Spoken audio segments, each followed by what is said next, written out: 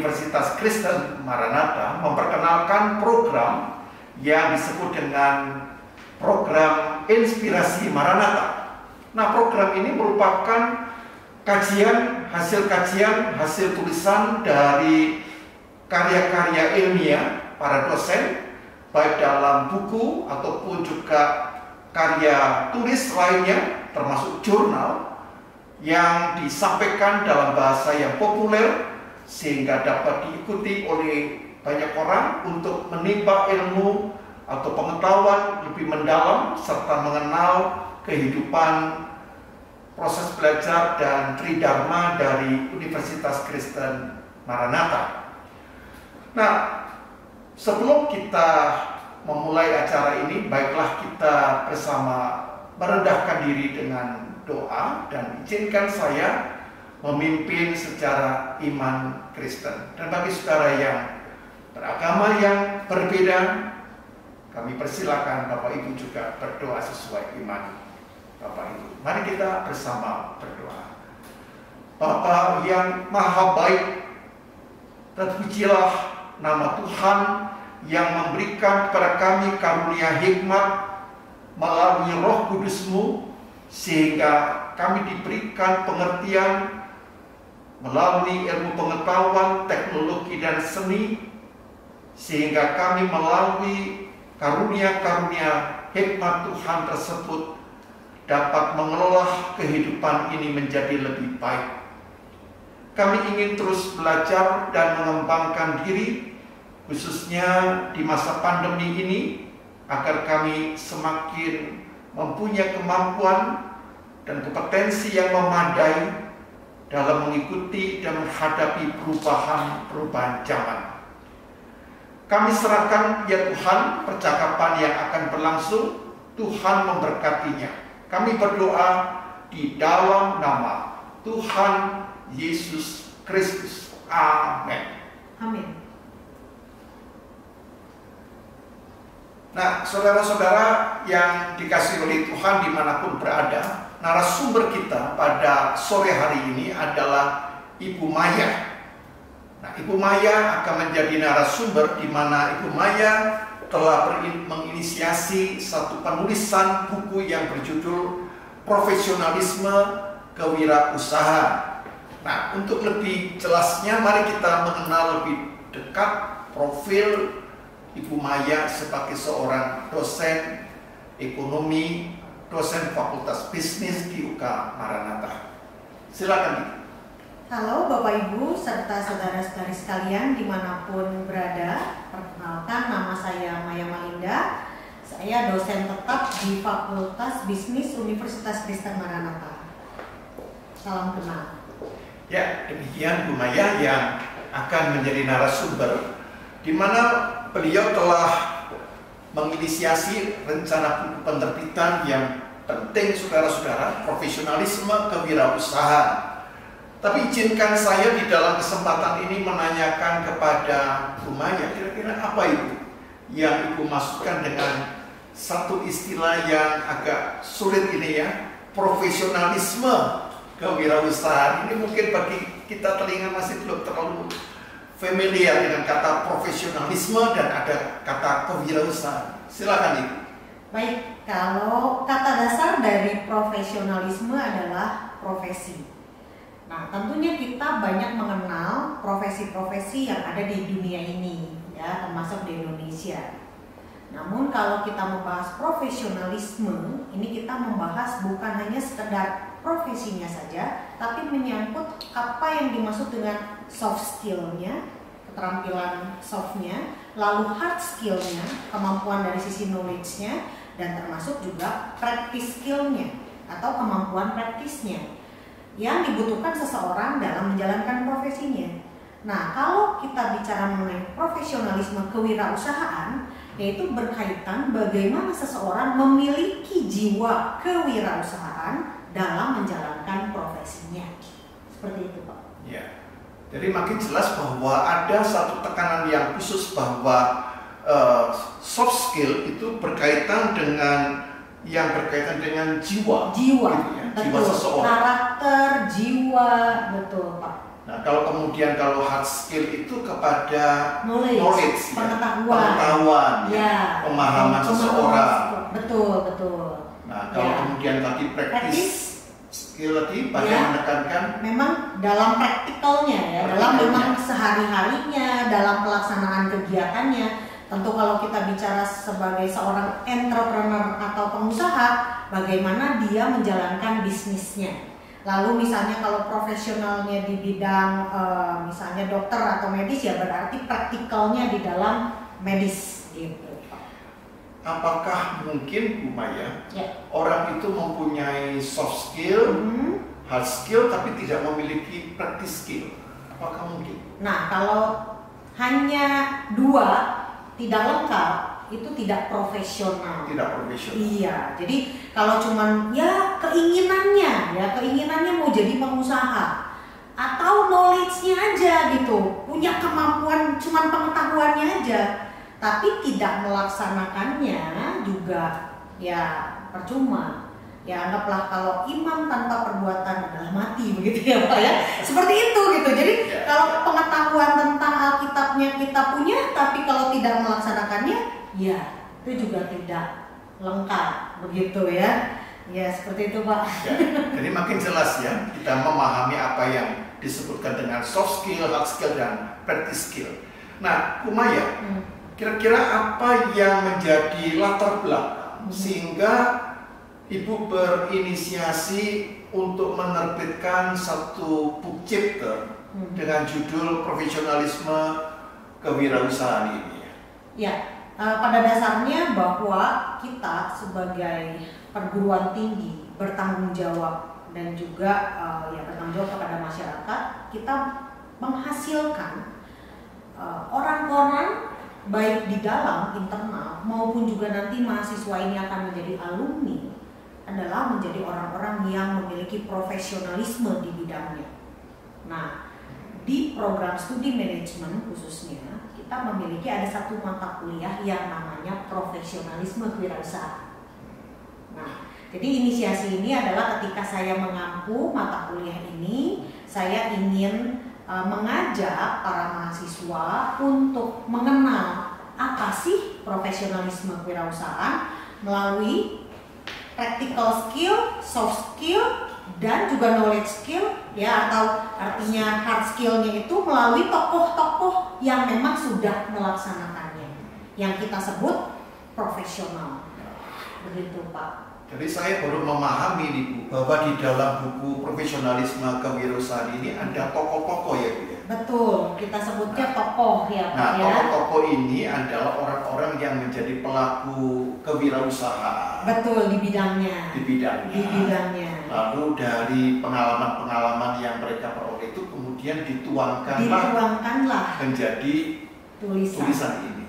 Jadi tulisan ini sangat syarat dengan pengalaman nyata ya. Betul, pengalaman nyata dari para tokoh. Ada yang memang terjun di dunia bisnis, ada yang terjun di bidang sosial, ada juga yang memang profesinya di perusahaan, ya perusahaan yang kita sebut intrapreneur, ya ada juga yang memang menyangkut teknologi ya kita sebut teknopreneur, ya atau juga academic planner, orang-orang yang terlibat di dalam pendidikan, ya. Jadi kalau dibilang plannernya ini lebih arahnya sebetulnya dari sifat dan sikap dan jiwa dari wirausaha. Jadi kalau dibilang ini yang memiliki jiwa wirausaha itu apakah wajib pengusaha ya, gitu kan ya? Tentu tidak.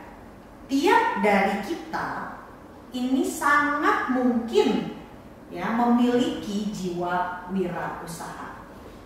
Ya mungkin kalau saya bisa kasih contoh apa sih yang dimaksud dengan jiwa wirausaha itu ya. Contoh satu, mau bekerja keras, pantang menyerah, mau belajar, berani menerima tantangan, ya percaya diri.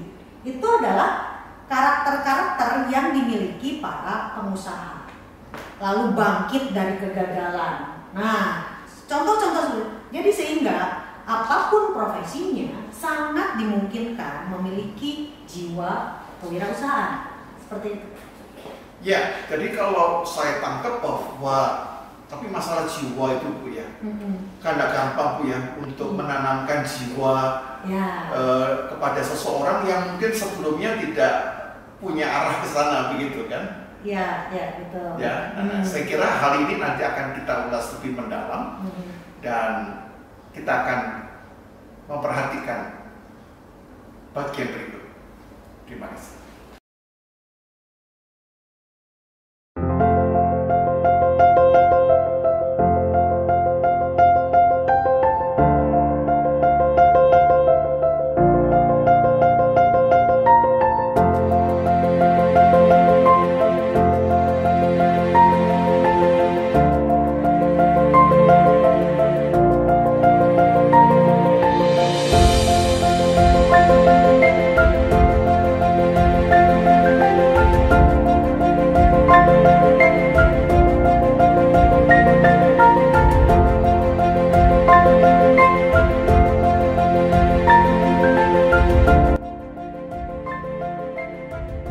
Kembali kepada Bu Maya, kita telah mendengar bahwa entrepreneur atau profesionalisme kewirausahaan itu sangat ditentukan oleh jiwa kewirausahaan. Tetapi dalam pengalaman yang saya jumpai, tidak semua orang itu mempunyai jiwa kewirausahaan. Nah, sehingga seringkali diidentikan seakan-akan jiwa kewirausahaan itu kepada satu etnis tertentu ya, atau kepada kelompok orang tertentu, lalu orang lain kalau saya sih tidak punya jiwa ke sana gitu. Nah, bagaimana Bu ya kalau kita lihat bahwa sekarang kita menyadari urgensi dan relevansi tentang profesionalisme di dalam bidang kewirausahaan yang mencakup berbagai bidang. Untuk menanamkan jiwa ini bagaimana? Ya, untuk menanamkan jiwa itu memang perlu proses ya, yang tadi seperti Pak Pendeta sampaikan gitu ya. Memang orangnya memang mau tidak, karena ini proses dan memang mitos tentang bahwa oh iya dilahirkan memiliki jiwa itu gitu ya, atau dilahirkan sebagai pengusaha, itu mitosnya.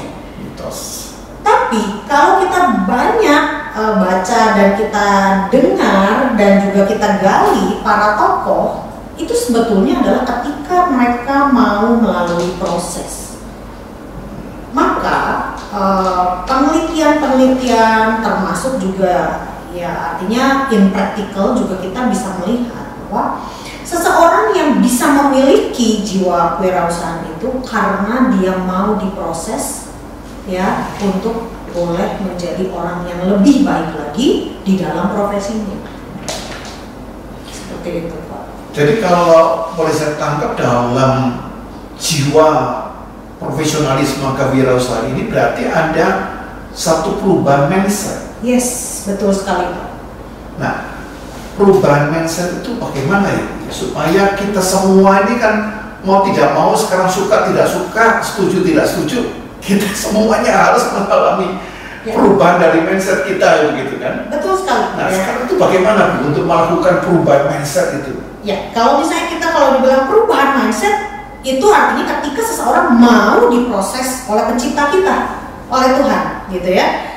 Karena kalau saya baca, apalagi saya udah baca ini karena proses wawancaranya ini cukup banyak orang ya, tokoh-tokoh yang di dalam buku itu banyak orang. Tapi ketika saya baca itu hasil dari para tokoh itu, mereka menyadari perubahan mindset ketika dia mau diproses, dan banyak sekali menyampaikan bahwa proses itu adalah ketika perjalanan dia bersama Tuhan.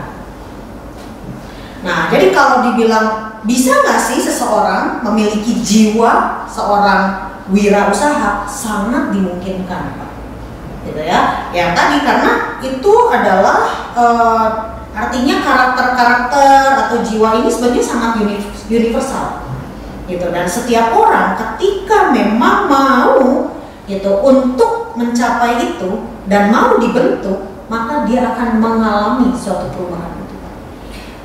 Nah, saya membayangkan Bu, proses yang dilakukan Tuhan di dalam hidup kita itu kan bukan selalu proses yang menyenangkan ya Bu. Betul sekali. Nah, biasanya orang menjadi profesional lalu dia menjadi sosok yang sangat kokoh kuat begitu kan biasanya orang ini mengalami proses yang tidak menyenangkan, misalnya dia mengalami gagal total dalam usahanya. Betul sekali Pak.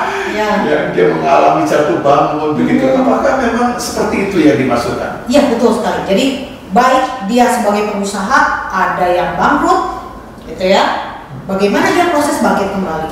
Lalu ada yang ditipu, gitu ya. Ada yang jelas begitu yang menjelaskan bahwa saya pernah ditipu orang, tapi ya sudah kita menerima itu dan kita nggak usah juga artinya mengeluh. Toh itu ya sudah jalannya, sehingga dia bangkit dari keterpurukan. Ada yang berganti usaha, ya berganti usaha. Ada juga yang melihat dari sisi begini, sebagai intrapreneur ya, ada contoh juga sebagai intrapreneur. Dia berkiprah di perusahaan. Bagaimana dia mempertahankan kejujurannya, integritasnya. Ketika ditawari misalnya begitu ya, ya istilahnya mungkin di dalam bisnis suka ada yang nawarin, bagaimana kalau saya berikan ini begitu ya, bisa nggak tenannya dimurahin misalnya begitu ya. Misal seperti itu, tapi dia menyatakan bahwa integritas itu yang menjadi pegangan saya, dan itu integritas adalah jiwa wirausaha. Nah sekarang pilihannya, apakah integritas itu bisa dimiliki oleh setiap orang? Tentu bisa. Ya tentu bisa. Gitu ya. Tinggal memang kita mau nggak diproses untuk itu. Kita mau nggak menjalankan itu. Nggak cuma tahu oh iya integritas itu baik gitu. Tahu integritas itu harus jujur. Tapi begitu ada tantangannya, apakah kita tetap teguh untuk memegang integritas itu? Itu ada Pak. Ada tokoh-tokoh yang menyatakan seperti itu juga. Jelas dengan dia bilang nilai-nilai yang saya pegang, integritas, kejujuran. Iya, betul. Nah, baik, terima kasih. Nah, kalau saya menangkap biasanya pemahaman saya sebagai seorang pendeta itu punya pemikiran bahwa kewirausahaan itu biasanya terbatas pada dunia bisnis saja. Ya. Nah, apakah yang dimasukkan di dalam pemikiran profesionalisme kewirausahaan ini juga hanya pada bidang bisnis saja ya? Di dalam toko itu tidak semuanya yang memang membuka bisnis, ya tidak. Nah, di situ ada entrepreneur, ya kalau kita istilah mungkin entrepreneur itu adalah pengusaha yang memang membuka usahanya secara pribadi, gitu ya. Lalu atau kelompok. Lalu yang kedua intrapreneur. Orang-orang yang memiliki jiwa kewirausahaan berkiprah di perusahaan. Contoh ada yang di perusahaan Ciwok ya, Ciamplas Surok, lalu ada yang di Astra atau di bank-bank yang terkenal gitu. Itu adalah intrapreneur. Lalu juga ada tokoh dari sociopreneur yang sangat kuat dari sisi sosialnya, menolong masyarakat, menolong teman-teman gitu ya yang memang membutuhkan uluran tangan. Nah itu bentuk-bentuk dari yang dimiliki sifat atau karakter wirausaha ini Pak. Gitu. Jadi tidak selalu pengusaha ya. Tidak bisa. Jadi kalau di dalam zaman sekarang apakah kewirausahaan atau entrepreneur itu juga meliputi bidang-bidang yang lain ya, misalnya bidang apapun termasuk kedokteran, psikolog, hukum, gitu ya? Betul, karena kalau kita bilang kewirausahaan berarti itu adalah jiwanya. Ya, tapi kalau pengusaha itu entrepreneurnya. Iya. Tapi kalau entrepreneurship lah, gitu ya. Kalau dalam istilah bahasa Inggrisnya kewirausahaan itu adalah entrepreneurship. Nah, kalau pengusaha itu adalah entrepreneur. Gitu. Nah, di dalam jiwa sebagai seorang entrepreneur itu Bu, dibutuhkan pada zaman sekarang ini ataukah sebenarnya itu merupakan sesuatu yang sangat fundamental ya? Terlepas dari perubahan zaman. Maksudnya sesuatu yang sangat fundamental. Sangat fundamental. Artinya setiap orang itu sangat bisa ya sangat bisa untuk kita kembangkan jiwa kewirausahaan kita. Saya baru ingat ini, di dalam teologi itu ada namanya penata layanan. Nah, penata layanan itu kadang-kadang disebut dengan istilah dalam bahasa Inggris stewardship.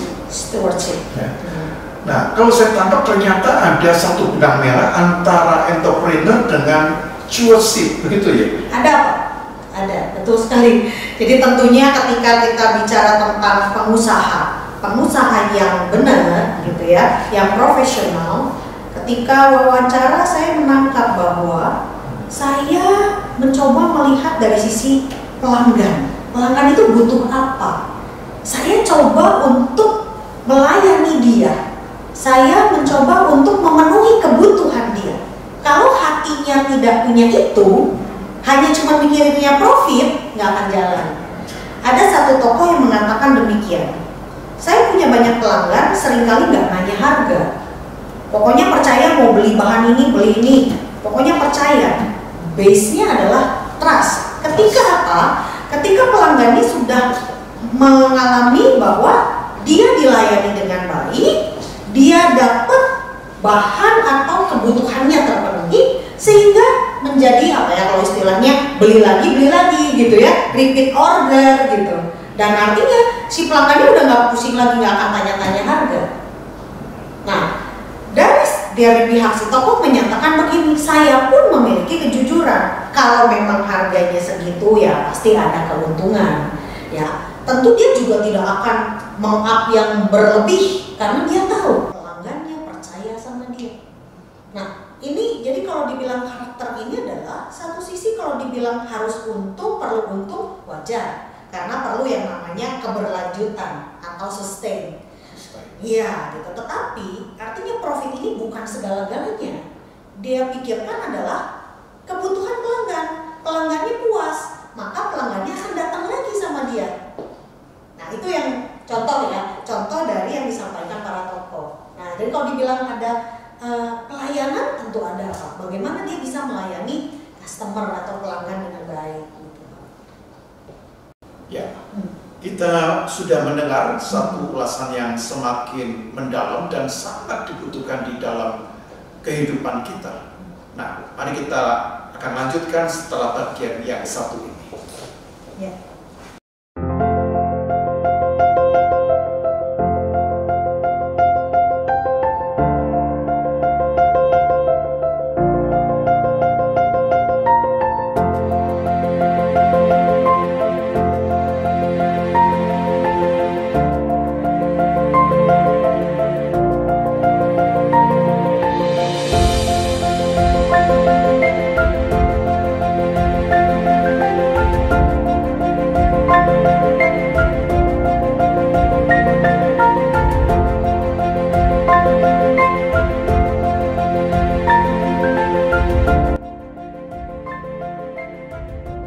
Kembali kepada materi kita, dan kita akan mendengar lebih jauh lagi ulasan yang disampaikan oleh Ibu Maya Melinda.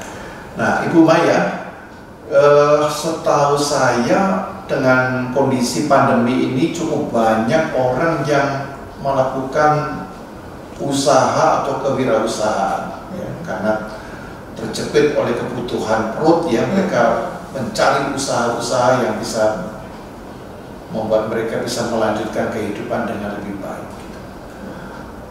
Dan salah satunya banyak orang sekarang mencoba bisnis online, di mana-mana semuanya bisnis online begitu. Nah, tetapi semangat itu tidak senantiasa membuat mereka merasa berhasil, bahkan usaha-usaha itu kemudian mereka alami sebagai suatu kegagalan demi kegagalan, sampai mereka kata sudah kapok saya juga, nggak berani melanjutkan lagi begitu kan? Nah, itu bagaimana Bu, supaya kita itu tadi bilang sustain itu ya, supaya kita ini terus ada keberlangsungan, supaya kita ini tidak mudah menyerah begitu ya. Apa yang harus dilakukan sebagai seorang yang bersama-sama berproses untuk melakukan profesionalisme kewirausahaan itu? Ya, Baik, saya coba menjelaskan juga dari hasil para tokoh ya. Kan buku ini gitu ya, tulisan ini adalah ketika masa pandemi juga. Ya, jadi ketika itu kita tanyakan juga ya kondisi mereka gitu ya, sebagai pengusaha bagaimana gitu ya. Ya mereka menyatakan bahwa di awal pandemi ada dampak, ya mereka sempat terpuruk gitu ya. Tapi benang merahnya jelas gitu ya. Ketika ada satu tantangan seperti ini, sikap apa yang mau diambil? Apakah jadi mereka berhenti, mereka ngeluh, mereka komplain? Banyak tokoh yang menyatakan jangan banyak komplain, nggak ada guna. Segera lihat, adaptasi kondisi apa yang terjadi. Bahkan ada tokoh yang menyatakan ketika pandemi ini dia malah buka cabang baru, Pak. Ya, contohnya ini saya sebut merek aja ya, Pilau Cake. Dia bilang saya buka cabang baru, buka toko baru pada masa pandemi. So artinya, gitu ya, kalau dibilang tantangan, yes. Pandemi, dia bilang begini, semua orang juga mengalami pandemi, bukan hanya saya sendiri, semua orang. Tapi bagaimana kita bersikap? Ya artinya dia bilang puji Tuhan dalam arti setiap hal ada peluang, dia belajar. Jadi kalaupun bisnis online yang sekarang dikatakan wah jadi marah, dia bilang saya belajar ini sebelum pandemi terjadi. Makanya ketika pandemi itu datang, dia memanfaatkan skill itu. Nah intinya tentu ya tiap orang pasti punya kondisi masing-masing, ya punya kondisi masing-masing. Mau di perusahaan, mau di dalam misalnya pekerjaan, di industri, saya yakin masing-masing punya tantangannya. Tapi bagaimana kita bersikap, bagaimana kita beradaptasi, itu yang berbeda. Itu yang membedakan para tokoh profesionalisme ini dengan yang lain. Ya, karena kalau mau komplain itu juga pilihan ya. Orang komplain aja terus dengan komplainnya apakah juga ada solusi? Ya tentunya kebanyakan ya enggak ya gitu ya. Jadi waktunya kebanyakan habis buat komplain. Ya lebih baik waktunya itu digunakan buat belajar sesuatu yang baru, adaptasi sesuatu yang baru. Tentunya saya sebagai dosen terbiasa dengan onsite, ketemu dengan mahasiswa. Lalu begitu pandemi datang, apa yang harus terjadi? Ya nggak mungkin kan saya komplain terus ya gitu ya. Nggak ada guna juga. Bersyukur dengan teknologi yang membantu kita. Tetapi kalau teknologinya kita nggak belajar, percuma juga. Ya ini contoh kecil ya, contoh kecil. Saya sebagai dosen, gitu ya. Nah ini adaptasi ya dengan tantangan-tantangan baru ini, dan kita selalu harus melihat dari sisi positifnya. Dengan hal ini, yang tadinya pelanggan hanya bisa mungkin yang deket-deket mau datang ke toko, sekarang dengan model seperti yang jauh-jauh pun juga bisa dilayani.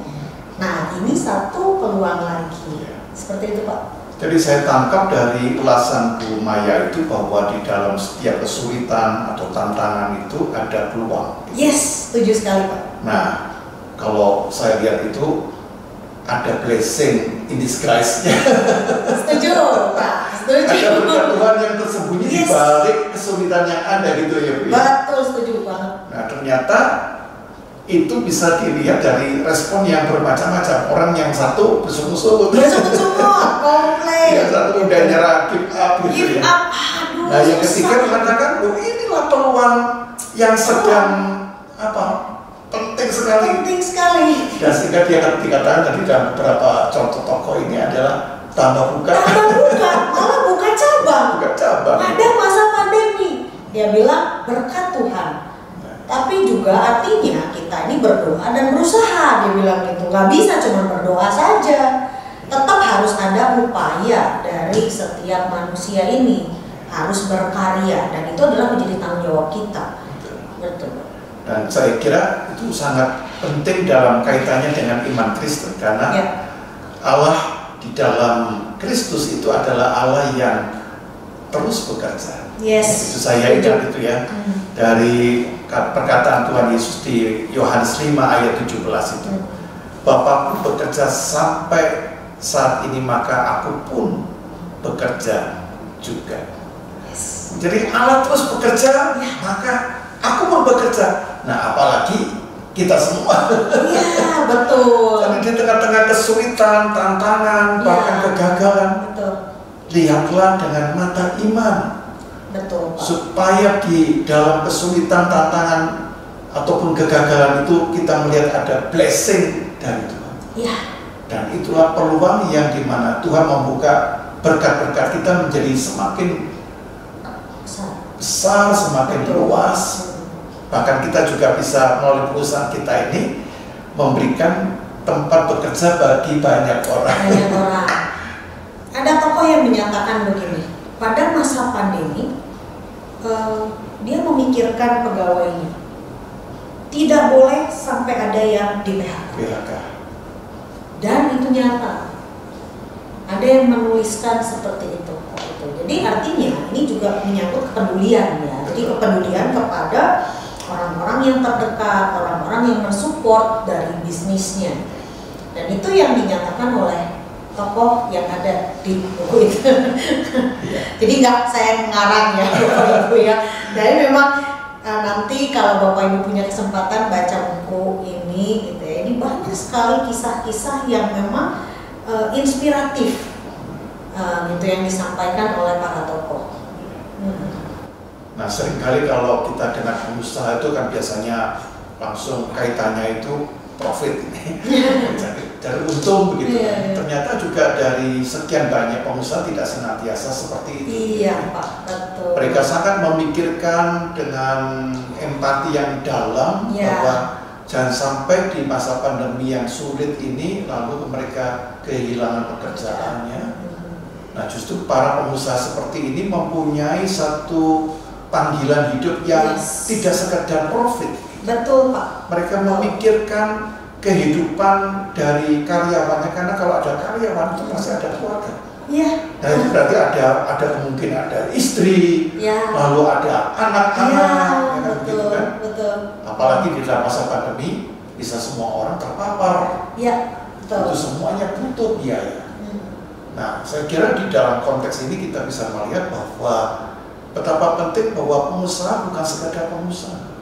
Kata profesional itu bukan sekedar profesional, tapi di dalamnya kalau saya tangkap kok ada spiritualnya. Yes, sangat Pak. Jadi dia tuh sangat banyak kisah-kisah mereka bagaimana mereka berbagi. Ya, bagaimana mereka dari bisnisnya ini berbagi. Berbagi ini bukan dalam bentuk semuanya material ya Bapak Ibu ya. Jadi berbagi dalam misalnya memberikan pelatihan, memberikan hiburan pada anak-anak yang sedih, begitu ya. Itu banyak sekali yang disampaikan oleh para tokoh ini gitu. Saya pun juga waktu baca gitu kembali, karena ini kan kita menulisnya tim ya Bapak Ibu ya. Jadi saya pun juga baru tahu waktu membaca hasil tulisan yang sudah dikompilasi. Nah, jadi makin jelas sekali bahwa profesionalisme bukan sesuatu yang hanya sekuler. Ya.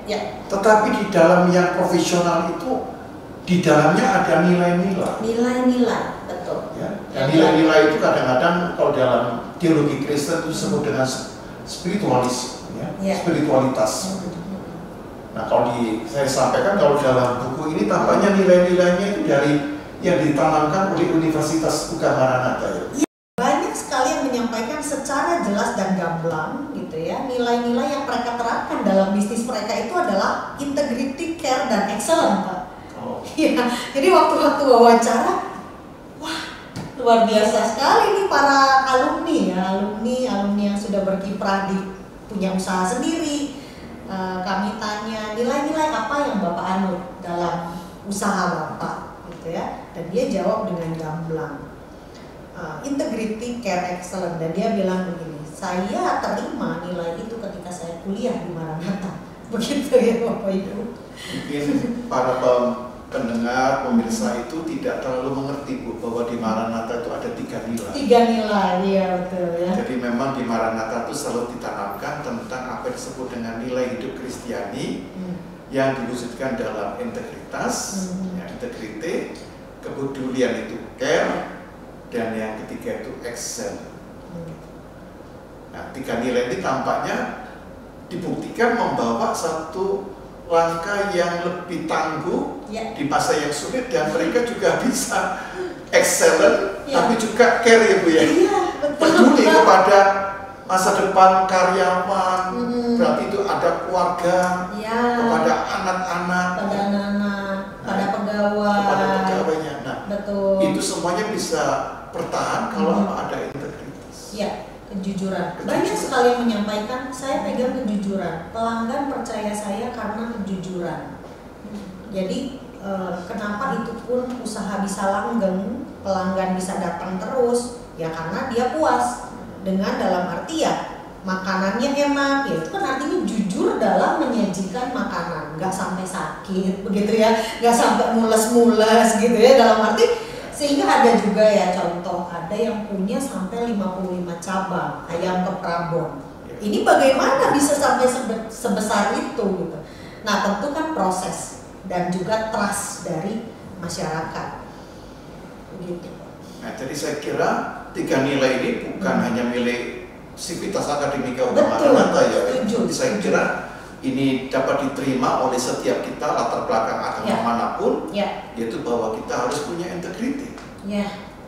Ilmu kita hebat sekalipun, tetapi kalau tidak punya kejujuran, integritas, ya semua ilmu kita, bahkan posisi kita nothing ya, tidak ada artinya. Betul, Pak.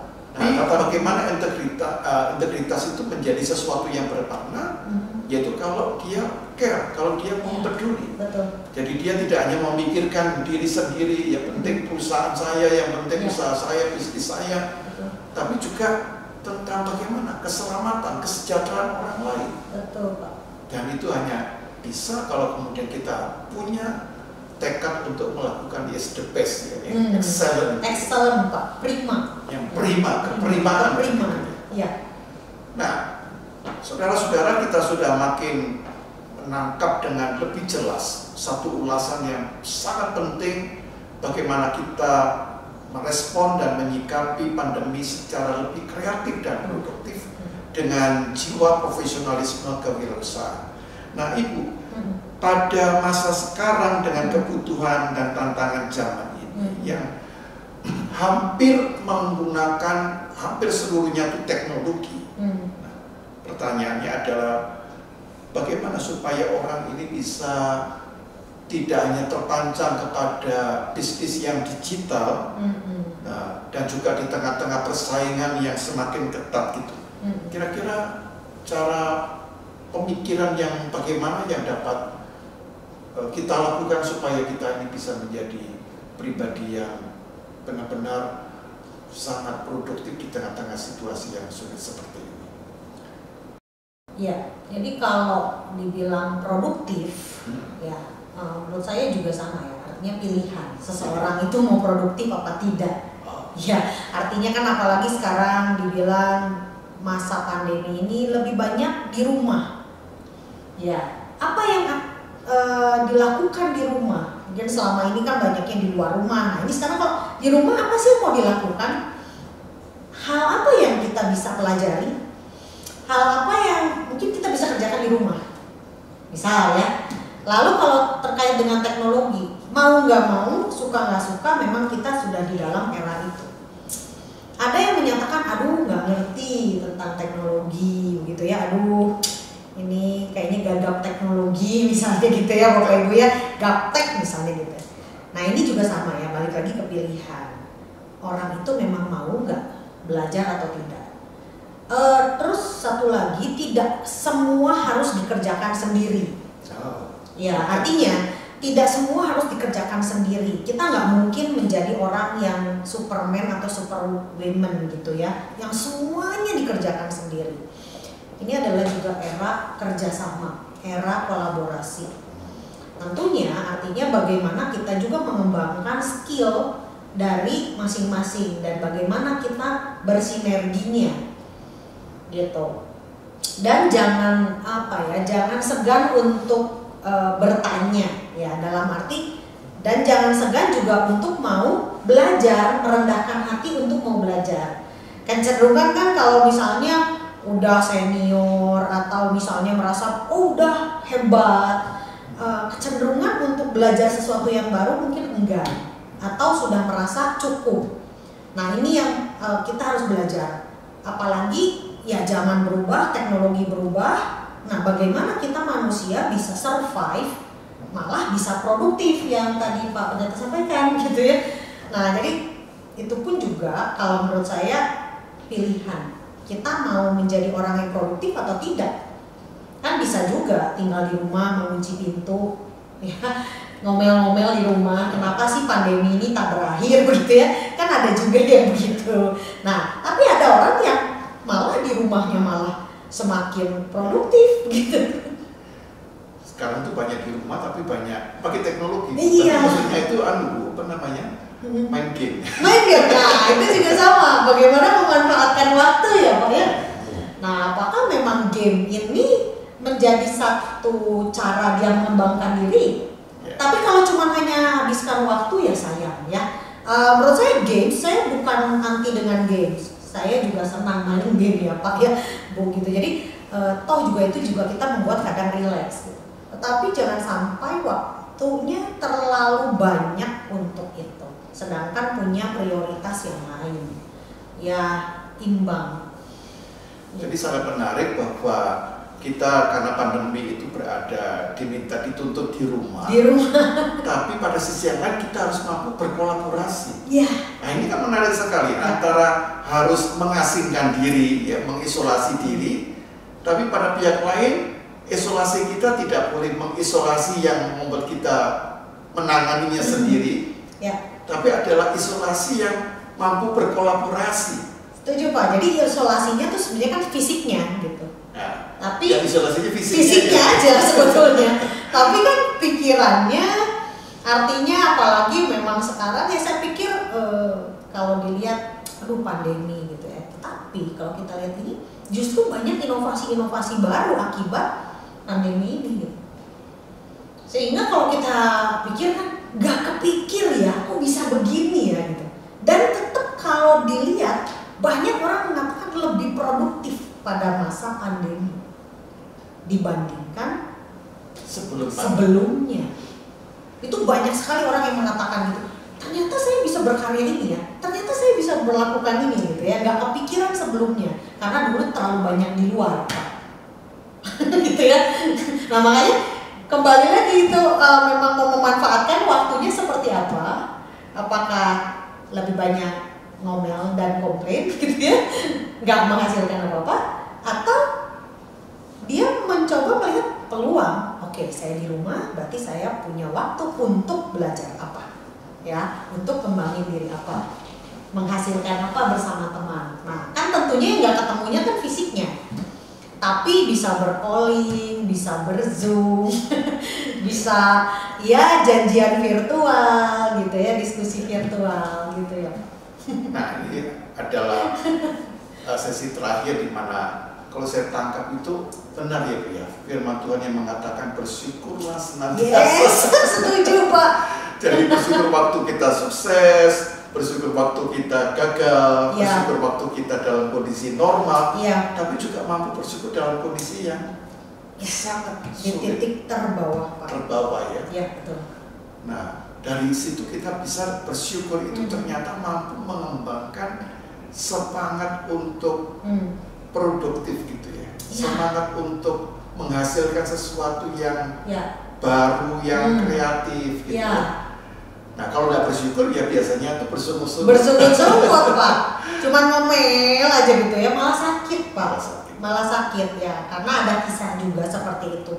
Saking banyak ngomel, dia stres, malah jadi sakit gitu ya. Artinya kan ngomel dengan keadaan, kadang ngomel malah dengan Tuhan begitu ya, jadi sakit. Nah yang rugi dirinya ya Pak ya gitu ya, yang merasakan sakitnya kan dirinya juga.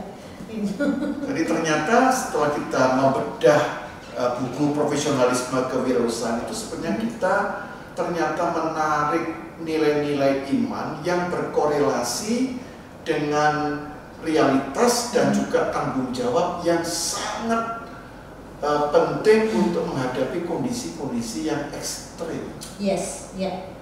Ya, kalau tidak ada kondisi-kondisi ekstrem ya tidak ada upaya yang lebih kreatif untuk melakukannya, begitu ya. Betul Pak. Jadi kalau dilihat ini buku adalah benar-benar lahir pada masa pandemi. Saya dengan mahasiswa, para penulis ini sama sekali tidak pernah bertemu secara fisik. Kami semuanya virtual. Dengan tokoh tidak pernah ada yang bertemu dengan fisik, semuanya virtual.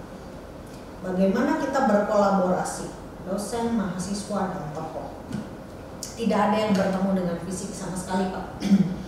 Fisiknya di rumah masing-masing. Ada yang waktu itu sempat terjeda karena sakit, masuk rumah sakit, gitu ya. Tetapi puji Tuhan semua ini bisa berjalan, bisa terbit juga, gitu ya. Bapak Ibu mudah-mudahan bisa jadi berkat. Baik, kita akan mendengar satu closing statement dari Bu Maya. Silakan disampaikan apa nasihat atau pesan Bu Maya bagi kita semua. Ya, kalau menurut saya gitu ya Bapak Ibu gitu ya, apapun yang terjadi di dunia ini, Tuhan itu hadir gitu ya. Jadi tetap semangat Bapak Ibu ya, dan bertanya pada Tuhan apa yang Tuhan mau saya lakukan untuk menjadi orang yang lebih baik, lebih produktif, lebih profesional di bidang kita masing-masing. Tentu yang paling ngerti itu adalah kondisi saudara-saudari Bapak Ibu semua gitu ya. Gak mungkin kita juga tahu ya Bapak Ibu ya, ini pergumulan masing-masing itu paling ngerti itu sebetulnya adalah pribadi. Namun ketika kita melihat ada satu tantangan yang besar mau kecil, kita harus percaya Tuhan itu ada. Tuhan itu yang kontrol juga. Nah, tinggal sikap kita ketika menghadapi tantangan itu mau seperti apa. Itu juga pilihan. Nah, semoga Bapak Ibu kita tetap semangat, ya, tetap pegang teguh iman kita, ya, dan tetap kita boleh menjadi para profesional di bidang kita masing-masing. Tuhan memberkati kita semua. Demikian, saudara-saudara dimanapun berada, program Inspirasi Maranatha telah dapat kita selesaikan dengan tuntas. Satu ulasan yang disampaikan oleh Ibu Maya Merinda tentang profesionalisme kewirausahaan. Izinkan saya mengakhiri dengan doa. Mari kita bersama berdoa. Bapa yang mengasihi kami, bersyukur atas karunia yang Tuhan limpahkan sehingga melalui inisiasi yang sudah ditempuh oleh Bu Maya dapat menelurkan, menerbitkan satu buku yang penting, profesionalisme kewirausahaan.